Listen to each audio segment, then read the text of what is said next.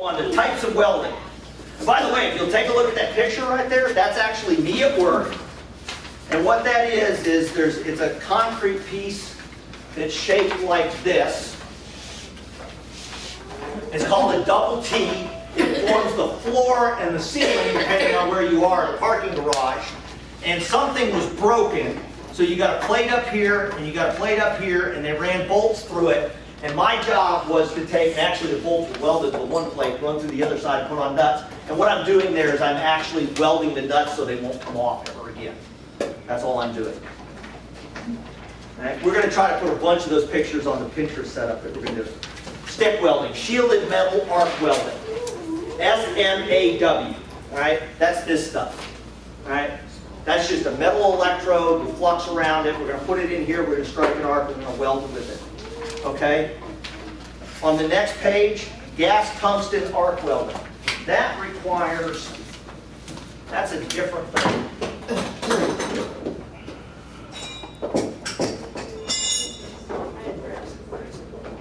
I have a bunch of adapters in here. This is my TIG torch. This is a manual rig for scratch stuff. Alright? And this is going to use this tungsten to strike the arc, and then we're going to feed filler metal in there like if we were using an assembling torch and welding with a coat hanger. This is a cool little wrench I built. Alright? Gas tungsten arc welding is very slow, but it's really accurate, and it's used for a lot of, there are no metals you can't TIG weld. Alright? There are a lot of metals that you can't, that you can stick weld, but this would be the worst possible choice, like aluminum or copper. Nobody makes a rod like this that you can use on titanium. That all has to be done with that. And some of it has to be done in a little enclosure full of the inert gas. It's a whole different setup, okay? By the way, this is the book if you want to learn more about that. You get it from the Lincoln Electric Company. You can find it online for like 15 bucks. Metals and How to Weld. Talks about copper, titanium, and everything else. Great book. All right? So, like, good example is anything aluminum that's not high production, like your aluminum truck toolboxes are welded with wire welders in a different way than this one. This is not set up for aluminum. Or if I was going to do like the root passes on some pipe welding, especially in power plants and that, in boilers, things like that, chemical plants, they're going to be TIG welded. Learn to TIG weld, you can make a lot of money. There's actually now, there's TIG welding guns, where you strike the arc and then you pull a trigger and it feeds the wire into it. It's really cool. Also not cheap. MIG welding. MIG welding stands for metal inert gas.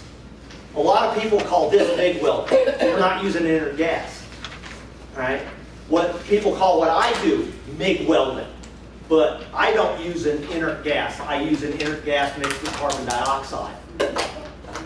I usually try to call it wire welding just to avoid arguments. But all that is it's just going to feed the wire continuously into the puddle through here. Right? This is the one that's the easiest to use, and this is the one the kids will get the most time on. One advantage to stick welding I didn't hit on is you can weld pretty much everything with a stick welder. And it's easy. I only need one stick machine. All I need to do is change my filler metal. And there are thousands of filler metals. This is a free book from Lincoln Electric. This is all the filler metals that they sell. All right? At least a quarter of this book is just these. All right? And they range in size from less than a 1/16 of an inch up to 1/2 an inch in diameter. You ever get the chance to run 3/8 or bigger welding rods, jump on it. It's cool. Really cool, because they're also about that long. By the way, these are all books. This one's from Victor. This is one of about 6 that Hobart puts out for their filler metals. This is one of their parts catalogs from Lincoln. This is one that Miller puts out. You can buy these. This is heavy equipment. This one is oil and pipeline. They have all kinds of different different jobs per se, and it's an advertisement for the different types of filler metals, the different types of machines that they sell. All of this stuff is free. Also, if you go on Lincoln Electric's welding site, this is a magazine, a welding magazine that you can get for free. By the way, I'm a published author in this magazine. Yep. If you send Lincoln Electric, if you send a suggestion, a tip or trick to them, and they publish it, they give you about $500 worth of welding equipment free. It's a hood, a jacket, 2 different kinds of gloves, a duffel bag to carry in it. It's a cool jacket, right? Right? I love the duffel bag. I can't wear the hood, but I have it here somewhere. It's a good one. You'll wear it. You'll get a chance to wear it, okay? Submerged arc welding, the way that works is it's kind of like this, except the flux is in a loose powder. So when I pull the trigger on the gun, there's actually a tube that comes down and the flux just falls out on the end here, and the arc burns underneath all of it. So actually you can't see it. You don't need a welding hood. And usually it's used in processes that are completely automatic. Used to be real common in shipbuilding. You know, the deck of the ship is 1.5 inches thick. So I'm going to weld for 100 yards down this ship, 1.5 inch deep weld. Right? Believe it or not, you can do that all in one pass. Because this tractor thing that's the size of a small refrigerator laying there has 3 arcs: AC, DC reverse, DC straight polarity. All right? They're running a wire that's at least that big around on all 3 of the things. And it's all burning down there, and it's just going to inch along there at about 700 amps. All right? You can't even see the arc. You just walk along there and make sure the flux is coming out. You actually vacuum it up and reuse it. Okay? It's a really cool process. It's not often you'll see it. All right? But if you do get the chance, it's cool. Yes? Sorry, I heard. Are they using that in the automotive applications now? The saw? Submerged arc? No. Okay. No, I don't believe so, but I could be wrong. I heard GM was doing something new with that. Well, one of the things when I went into welding school in the late 1980s, one of the industries they recommended was automotive.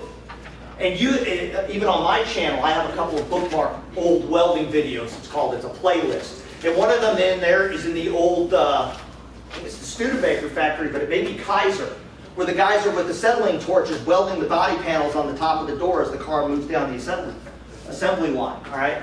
Today, the only welding that goes on in the factory is somebody's fixing something that ain't on the car. It's all automated. And it is. There's a great video online somewhere, and I don't even know if I have it bookmarked, but it's actually like loader buckets. One robot holds on to all the parts of the bucket and manipulates it into different positions, so the other robot is always welding it in a flat position. And they can make a loader bucket that you can park a small car in minutes versus days. Right? Flux core arc welding may or may not have a shielding gas. Like I said, the flux is in the middle of the wire. That's what we're going to be doing. Right? That's one of the easiest processes. Like I said, acetylene, we're going to use the acetylene torch. We're going to use oxygen and acetylene. Oxygen cannot burn, but oxygen will make things burn really, really quickly. Hosing your clothes off with the cutting torch to knock the dust off is a really bad idea. I did that down in Galveston walking to lunch. Somebody bumped him with a cigarette and his clothes went boom, and they were gone. Right? A fire science class I did, the guy did some really cool experiments where he dropped a lit cigarette into an enclosed container of pure oxygen, and the cigarette just disappears. And hospitals, oh boy do they burn. Because everything in there is porous, and it soaks in a pure oxygen environment all the time. Right? And I have the stuff to do this. In fact, I have 2 sets in there, in that bag. That's my torch bag. Right? And I can show this. Don't discount oxyacetylene welding. If you're looking for something to just start out with and you want to play, I have built whole livestock trailers, and mostly I built several cages for the back of my truck to haul livestock in using an oxyacetylene torch and coat hangers. Straightened out coat hangers. They work great. Don't get the galvanized ones. All right? The varnished ones, don't worry about it. It burns off very quickly. All right? And you can build a lot of stuff. Oh, and then it's free stuff. I talked about that stuff. The social media, this is all stuff that I recommend. If you kids want to learn more about welding, that's the place to go. You live in a world you kids can't understand, right? If I wanted to look up something about welding when I was your age, I would have had to get my mom to get in the car and drive me 5 or 6 miles from our house to the nearest public library. Then hope they had this book on the shelf and then sit and read it. They probably wouldn't have this nice simple one, but they might have this incredibly 3,000 page one for me to read. Okay? Oh boy, that sounds fun. All right? Versus, you can't imagine. And just the difference of stuff. I follow Canadian pipeliners. I follow American pipeliners that's out here in Colorado. Schofield Welding. All right? I don't pipeline weld. I know a lot more about it now than I did before this came into being. I watch YouTube all the time. All right? The podcasts. Just the stuff that's out there. Okay?